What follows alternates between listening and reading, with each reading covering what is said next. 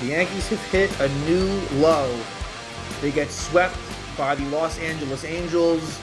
They finished their road trip 1-5, which was even worse than I thought it would be. I thought 2-5 was definitely possible. Didn't think 1-5. So this is the second time the Yankees have been swept this season. The other time was at the Red Sox, now at the Angels without Mike Trout. And the first game was another gut punch, similar to the one against the Rockies, right? So you had 2 games in a row of just fairly devastating losses. The next 2 games, basically nothing. You basically got killed from the jump, and that was it. The constant theme is the offense is just, there is no offensive output at all. None. And we could go through all the players. Anthony Rizzo finally was benched for the third game, which I thought was the right thing to do. I mean, I'm sure he'll be back in there for the first game against the Royals. But, I mean, among many, many others, this is a collective offensive issue. But it's just really, really bad. This is, I'm of the opinion, as we speak right now, I think that they should consider being more sellers than buyers at the trade deadline. I really do. The Yankees sit 4 back on the loss side of the wild card. I believe they're 3.5, 4 on the loss behind the Blue Jays and the Astros for those second and third wild card spots. So, it's not looking great. And plus, you're behind the Red Sox by a game. And hell, I mean, you're only a game up of the Angels. Like, that's where things are at right now. So 50-47. They have a home series coming up with the Royals and then 2 games home against the Mets before a really big, 10-game stretch versus the Orioles, Rays, and Astros. But, who knows where you're at by then? So, the fans are going to be in a pretty bad mood with the Yankees coming back. And, it's been a while, obviously. It will have been a couple weeks since, the Yankees have played at the stadium. But it is, we'll talk about it, a lot to dissect. It's just, it's hard to watch them right now. This is a bad baseball team, plain and simple. There's no other way around it. This is not a good team. Mistakes left and right. Carlos Rodon was terrible. And Rodon, to make matters worse, blows a kiss to probably what were angry Yankee fans at the Angel game. You didn't see who was on the other end of it. I'm sure it were Yankee fans. And, Rodon and Boone saying, it's better than what he could have done. Yeah, no shit, it's better than what he could have done, but just don't respond to it. That will not play well. And so if he gets his ass kicked in his next start at the stadium, which will probably be versus the Mets, that's a little bit too far out to know for sure. But, he is not making a great first impression as a Yankee. He was out for the first 3 months after this big contract, and now through 3 starts, not really doing that well either. So Rodon could really easily get on that bad list among Yankee fans quickly. Look, I like his post-game pressers. He takes accountability. He said that he sucked. I forget what word he said, but, he sucked. And, so I like that. But still, that was not the right thing to do. I understand he was frustrated, but, so that's going on as well, right? So it's not just offense. The bullpen struggles continue as well. Michael King really has not been good for a while. He was such a key piece in that bullpen, and arguably when the Yankees were going well, maybe the best one of the bunch, and he's just been terrible. There was a controversial decision to pitch to Ohtani in the first game. The first game is where we're really going to get into it from a play-by-play level. We're going to breeze through games 2 and 3. There's just not a whole lot. The Yankees fall behind, and that was it. And Domingo Germán, the inconsistencies there, continue. So just really, really bad. You can't feel good if you're a Yankee fan right now. And again, the interesting thing here is with less than 2 weeks till the trade deadline, what direction do they go in? I would really strongly consider them being sellers. And there's not a whole lot to sell. There really isn't, but don't do anything, don't try to pull off a miracle here, because this is not even close to a World Series championship team. It's not even close. You would have to do, things that aren't even possible for that to even be a conversation. This is not a World Series contending team, and it's not a playoff team. It's not. This is an average baseball team. Really, yeah, they're an average team. With or without Judge. Yeah, sure, Judge comes back, and if all the stars align, then yeah, that'll be good. They'll be better than they are now. But will it be good enough? I don't know. Why should all of a sudden everyone else that sucked automatically be better? I'm extremely skeptical of that. Like all of a sudden, DJ LeMahieu is just gonna like turn back the clock because Aaron Judge came back? I don't think so. No way. So, all right, game one. Game one was one of the few positives, and that's Luis Severino. So Sevy takes the bump, and again, we'll talk about just the pure ineptitude. Griffin Canning for the Angels, and the Angels and Yankees both were in a tough position with the bullpens coming off of the games the day before. And so Canning, the Yankees made Canning work. Canning threw 120 pitches, which I think was the most in baseball this season. And he went 5 2/3, got 12 strikeouts. Now, Severino, definitely a step in the right direction. Only 3 strikeouts in 6 innings, but still, 6 hits, 1 earned run, 3 walks, and 3 strikeouts. So, it wasn't... Do I think that Sevy is just, good to go? No, not at all. Not at all. I thought that there was some hard contact that he was kind of lucky about. But still, there aren't a whole lot of positives to talk about. He's one of them. Another big positive in this game, because, hey, let's be fair, the last 2 games got kind of ugly, was Oswald Peraza reaches base 5 of 5 times. So in his first start, obviously he appeared in that last Colorado game. In his first start in a while, since he's been called up, he had been with the team. I don't know if it was May, maybe late April. Can't remember exact date, but it's been a while. And 4 walks and a hit in the leadoff spot. So I want to give Peraza a chance batting leadoff. Again, he struck out maybe 7 times in his last 8 or so at bats in games 2 and 3. So obviously you don't love to see that. But Peraza, the at bat quality was just fantastic. He was making the pitcher work. It's just stuff that we're not used to. Another thing that comes to mind that I should say, we'll get there. Harrison Bader leaves game 3 with a rib contusion. He got hit by a pitch, so we'll see what his status is there. I think that he'll be okay, but I say that not 100% confident. I think Bader had a quote that seemed encouraging, but, Boone was a little less so. And, he stayed in the game, and I guess he stayed in as a base runner, but then he got taken out right when that was done. So wanted to mention that as well. I'm trying to think if there was any other if there were any transactions. I don't believe there were. So anyway, let's get into game 1, because that's going to be the conversation piece. And really, just from there, it was just depressing, honestly, the rest of the series. But this was a game the Yankees could have and should have won, but didn't. So, this was a scoreless game for a while. That's the thing. The Yankees do not touch starting pitching. It is pathetic. Doesn't matter who you are.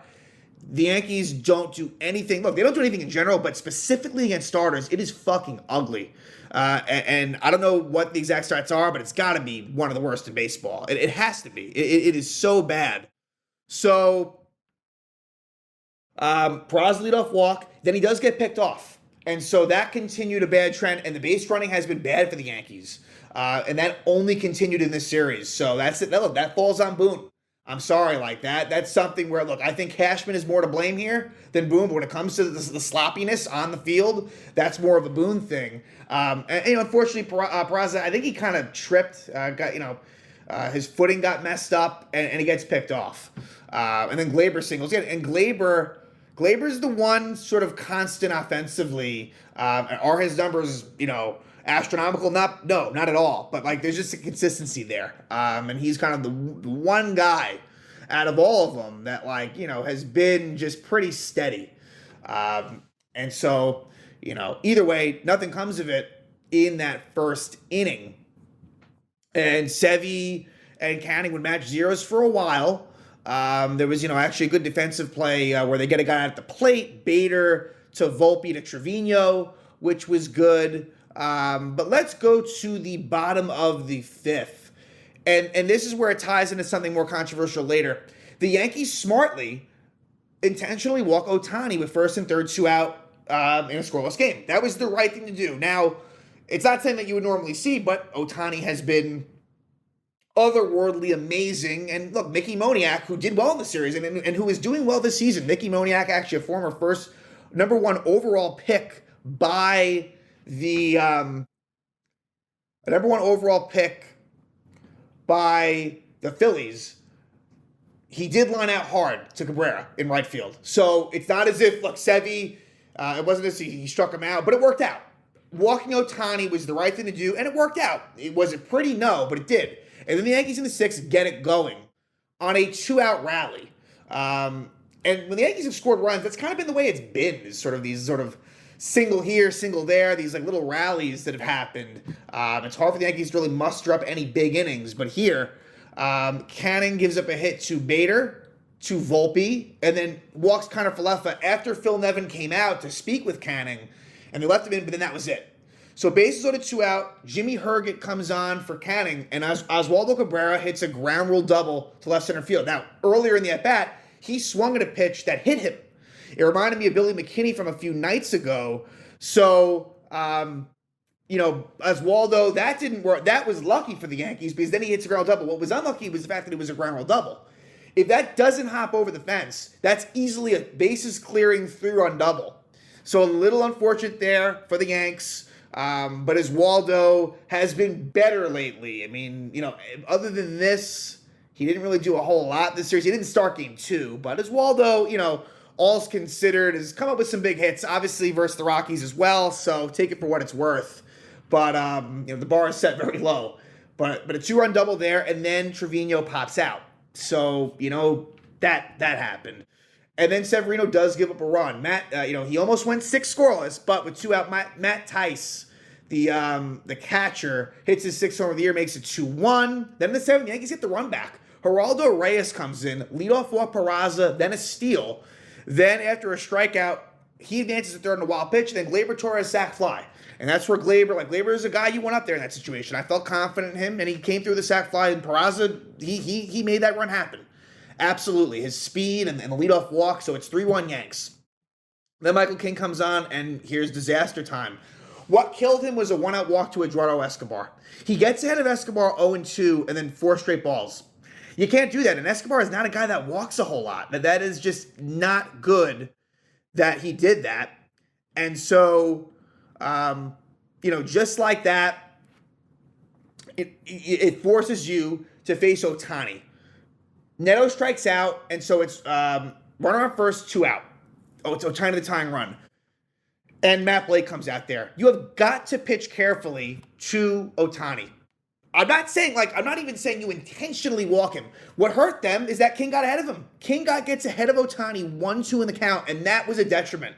And look, if you did intentionally walk him, I wouldn't have even had a problem with that. But I'm not even saying you need to take it that far. You gotta just pitch very carefully. And when you had him 1-2, at that point it's like, all right, I'm just gonna give him my best stuff. Make him see if he can chase, and if I walk him, I walk him. Like, you cannot let Ohtani beat you. That's unacceptable. And it's bad on King. King got greedy. He admitted that. And it's bad on the Yankees as well. It's bad on, that's a bad look. And Boone tried to defend it in the post game. And, I'm not even going to get into the explanation, but you simply cannot let that happen. If Mickey Moniak beats you, I can live with that. Not Shohei Ohtani. And so what does Ohtani do? Of course, it's a 2-run homer. 35th homer of the year. Ties it up at 3. And then King just implodes. Walks Moniak. Walks Ward. Hits Moustakas. And he's out. So Michael King, it has been bad lately. It has simply been bad. And so Ron Marinaccio comes on and replaces Michael King. And Marinaccio gets Tice to ground out. So Marinaccio, who gives up a home run the day before, a walk-off homer, does get that ground out. And so it's 3-3 going to the 8th. And the Yankees don't score that inning. Bottom of the 8th, Marinaccio does a nice job and pitches a scoreless 8th. Then in the 9th, this is where things are another unlucky situation for the Yankees, because there was some bad luck in this game. LeMahieu pinch hit single. I should have mentioned that. LeMahieu was not in the starting lineup. LeMahieu pinch hits for Trevino, gets a single, and advances to second on an error by Hunter Renfroe. Then McKinney pinch runs for LeMahieu. Peraza walks. First and second, no out. And Stanton, on a 1-2 pitch, hits a bomb to left field. Now, McKinney's running on the play. So, unfortunately, this ball does not go out, which when Stanton hit it, I'm thinking this very well may have. And so McKinney has to retreat to second. if that's just bad luck. And McKinney had the base stolen. Of course, Stanton had the swing of it, but could not have gone worse for the Yankees. And so now it's first and second one out and Gleyber double play. 5-4-3 double play, inning ender. That was the spot. And they were actually going to go to Clay Holmes 3 days in a row. We know how they like to stay away from that. Clay Holmes, if it were a safe situation, they were going to bring him in for the save. And I agree with not bringing him into a tie game. I do. In that situation, I do. Like, the way that was handled is fine. Bottom of the ninth, Nick Ramirez comes on. And Ramirez, who was bad the day before, he blew that save in the 11th inning the day before against the Rockies. He gets Ohtani to strike out. So it's interesting. Leading off, I mean, what do you know, right? Nick Ramirez, it doesn't make sense. And look, I would have, if only he could have struck out Nolan Jones the day before, but he strikes out Ohtani there. Gets into some trouble, but he gets out of it. Good job by Ramirez in the ninth. Then in the 10th, Anthony Rizzo up and grounds out to first to get the runner over. And for Rizzo, good, I guess. But really, he was being praised for that. It's like, it's the top half of the inning. You want to score as many runs as you can with the ghost runner on second. But it's a productive out nonetheless, I suppose. But then Bader strikes out looking terrible at bat by Harrison Bader. He has struggled lately. There have been some clutch moments, but Harrison Bader, it's not been a good stretch for him. And that's kind of getting a little bit lost as well. And then Volpe strikes out. And for Anthony Volpe, his struggles are back. Fully back, striking out all over the place. He had a really good stretch, but it has been bad lately for Anthony Volpe. So we're going to the bottom of the 10th. And, Ramirez made you believe that there was a chance. He strikes out Renfroe, and then Rengifo flies out as a pinch hitter, and then they pinch hit the righty Michael Stefanik. And I thought maybe there was a chance that Albert Abreu would come on. You could have went either way, right at that. I mean, we're talking about Nick Ramirez and Albert Abreu, but I thought there was a small chance they would go there. They don't. Again, I can't kill Boom for that, because either way, I would have probably been critical if it didn't work, but Stefanik gets a game-winning RBI walk-off single. The Yankees rode extra innings. Stuff continues. I think they're 1-5 this season in that, and they've lost 6 straight in general in extra innings. So another gut punch loss, one in which if you don't pitch to Shohei Ohtani in the 7th, you might come away with the win here. Sevy pitched well. Peraza was great.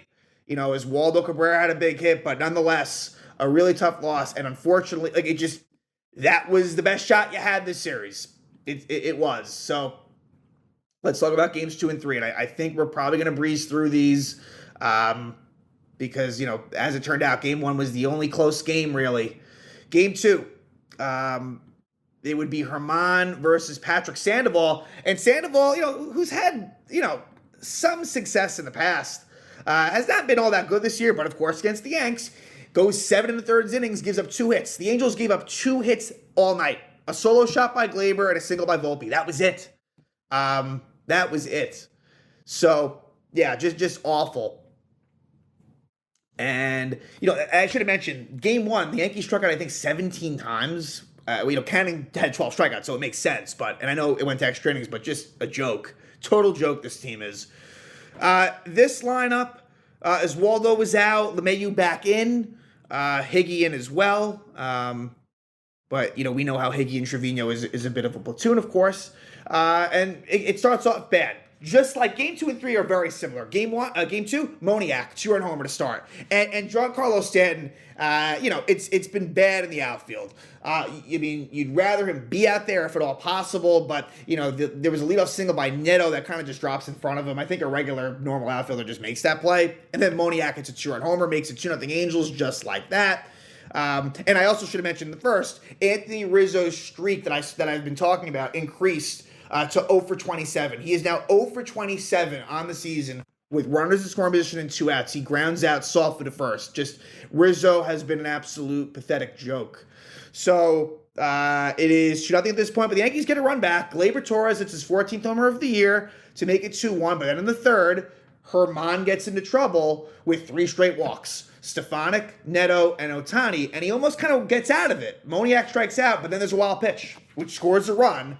And then he gets 2 outs. So if without the wild pitch, he almost actually escaped. But the Angels get that run back, make it 3-1. Bottom of the 5th, 1-out hit by a pitch to Neto, and then an RBI triple by Ohtani, which Stanton, kind of waits for the ball to come to him. Again, a more normal outfielder, I think that's just going to be a double. So it ends up being, it was probably inconsequential. because then Mickey Moniak hits an RBI single. So, kind of no harm, no foul there. But it makes it 5-1. Herman not with a great outing. Not that it would matter because the offense sucks. But Herman goes 6 innings, and Albert Abreu comes on and pitches a 1-2-3-7th, a scoreless 8th. You get your one single by Volpe in the 8th. Jacob Webb comes on, gets the final 2 outs of the 8th. In the 9th, Carlos Estevez puts the Yankees down 1-2-3. So that was it. I'm not sure if there was anything else to talk about there. Angels win 5-1. Yankees get 2 hit. Game 3. Game 3, which just finished up a little bit ago. Carlos Rodon versus Silseth. Yes. Another, and this guy got called up.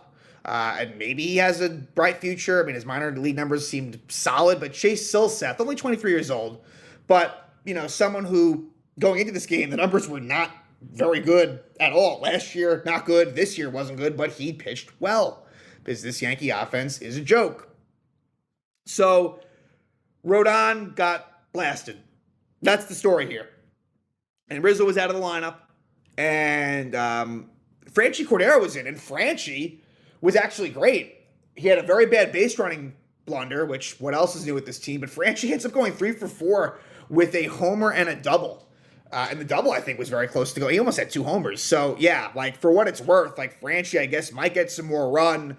I guess at the expense of, Billy McKinney. Again, we're going deep into the weeds here. Because we shouldn't even be talking about the likes of Franchy Cordero and Billy McKinney, but Franchy looked good, and that will probably earn him some playing time. Because, again, the pop we saw off his bat, that's just not pop you see from the other guys. It's just not there. So, anyway, Rodon gives up 2 runs in the first. He gives up 2 runs in the second. He gives up 2 runs in the third. His final line was 4 1/3, 4 hits, 6 earned runs, 5 walks. Yes, 5 walks and only 3 strikeouts. Just an ugly line from Rodon after a not-so-good outing versus the Rockies. This one was even worse, way worse. So, first inning, a 1-out walk to Ohtani, and then a 2-run over by Taylor Ward. Makes it 2-0 Angels. Then you get your bad base running by Cordero. 1-out double Cordero in the second, and then a Bader ground out to short, and Cordero gets thrown out at third. Again, just not smart. And so the Yankees come away with nothing there. Second inning, leadoff walk Renfroe. The walks are the theme. And then Rengifo, 2-run homer, makes it 4-0. And then after the second, he blows a kiss to a Yankee fan that was mad at him. Really smart, Carlos. That's a really good way to endear yourself to the fans. So, bottom of the third rolls around after LeMahieu has a first and second 2-out ground out again. LeMahieu, there's no faith from me that he turns this around this season. Just not going to happen. He's just, there's nothing there from LeMahieu. There's no juice. It's the only word I can think of, no pop. So, third inning, couple walks. Ohtani, Ward, then you get an RBI single by Moniak, and you get an RBI ground out by Escobar. Makes it 6-0. And, Rodon would then get some outs in the third and the fourth. You'd get 1 out in the fifth, and Ian Hamilton comes on. And Hamilton was having trouble finding his control. He didn't give up any runs in his time in there, but, definitely was struggling for sure. He walked Escobar. He walked Renfroe. There was a wild pitch in the mix. So, a little bit ugly from Hamilton along the way, but doesn't give anything up. In the sixth, the Yankees get on the board. Giancarlo Stanton, it's his 12th homer of the season, an opposite field shot. And eventually, Silseth is taken out in the sixth inning after he did a really nice job. The final line for Silseth, 10 strikeouts in 5 2/3 innings. I mean, just unacceptable from the Yankees. And you get a 2-out situation. Cordero single, Bader hit by pitch, and this is where Bader left the game. With that rib contusion, he would stay on, as a base runner, but again, was replaced by Connor Falefa in the field. And Higashioka gets an RBI single. Again, I say with Higgy, it's he's been better than you'd expect. And again, this is me going deep into the details of it, but Higgy has been okay, if we're being honest, offensively at least. Defensively, he's actually kind of bothered me a little bit. But Higgy, with an RBI single, makes it 6-2 as Waldo walk. And the big spot is here. Bases loaded, 2 out. Peraza the tying run versus the new pitcher, Soriano. He's the one that hit Bader. He's been getting into trouble here. And unfortunately, Peraza strikes out looking. It was a very close pitch. But you know what? I can't blame the ump for calling it strike 3. Peraza's got to swing there. Peraza's got to swing. And so I didn't check what the box score was the night before, but Peraza in this game, 0 for 4 with 4 strikeouts. So yeah, like that's not good. That's not good. Like he has this great game in game one, and he gives it all away kind of with a golden sombrero. I didn't realize it was 4. Yeah, that's bad. So Hamilton pitches part of the 6th.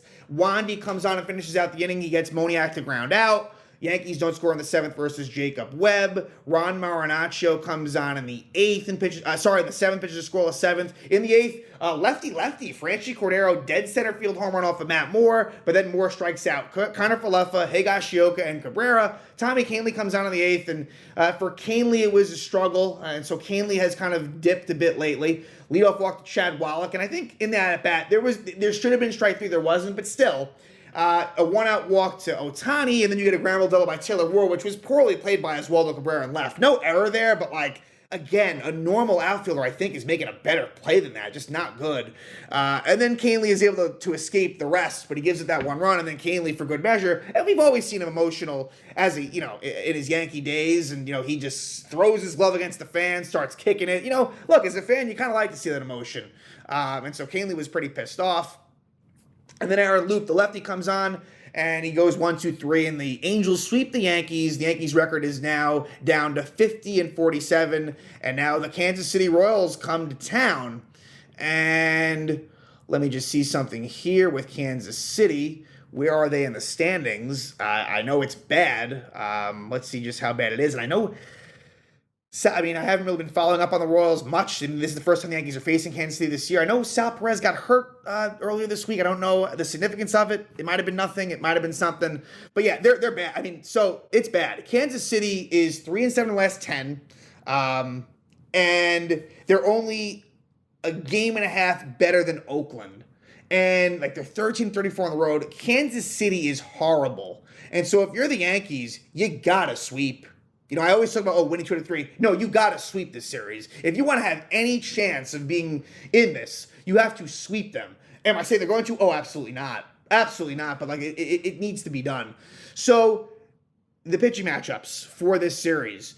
It'll be Alec Marsh, who I got to be honest, I've never heard of. He's made his debut this season for Kansas City. The numbers are not very good, but I could see him definitely pitching well versus Clark Schmidt. And Clark Schmidt has been one of the bright spots lately. For me, and not even just for me, I think for anyone at this point, the number 2 behind Garrett Cole. Simply put. Speaking of Garrett Cole, he will pitch game 2 versus Kansas City. Versus Brady Singer. A lot of high hopes for Brady Singer, but it's been a big-time struggle for him this season. The numbers are ugly. After last year, it was really good, Brady Singer. But this year, it's been bad. So again, that's a lopsided pitching matchup, but we'll see what happens. And then game 3 will be Jordan Lyles, who has he's 1-11 with a 6 ERA versus Luis Severino, who ironically has a worse ERA at 6.66. But yeah, if the Yankees offense, but I've said this, look, we've said it before at Coors Field, these Angels pitchers, I'm not even going to say what I'm about to say. They just, you got to get going. I'm not expecting them to, because the Yankees offense is kind of the comment, that is what wins out. Their bad offense is worse than whatever pitching they might be facing. But either way, this is a 3-game series where if we're talking at that episode and they don't sweep, yeah, that's a problem. 2 out of 3 is not good enough in the sense of what you need. In the sense of what the Yankees are capable of, oh hell yeah. 2 out of 3 is good for this team. They've been so fucking awful. But let's see what happens. The fans, any sign of something bad, the fans are going to be in a bad mood immediately. So, it'll be interesting to see what happens there. So again, like I said, Yankees hit a low point, and please subscribe to the channel below. We can talk about the frustrations together as the trade deadline approaches, and some interesting things might happen. This has been a tough season, and I'll be here to talk about it. But Yankees go 1-5 on the road trip. They get swept for the second time this season. An embarrassment in Anaheim. Yankees are now 50-47. They get swept by the Angels. And now they'll take on the lowly Kansas City Royals in a battle to see who's worse.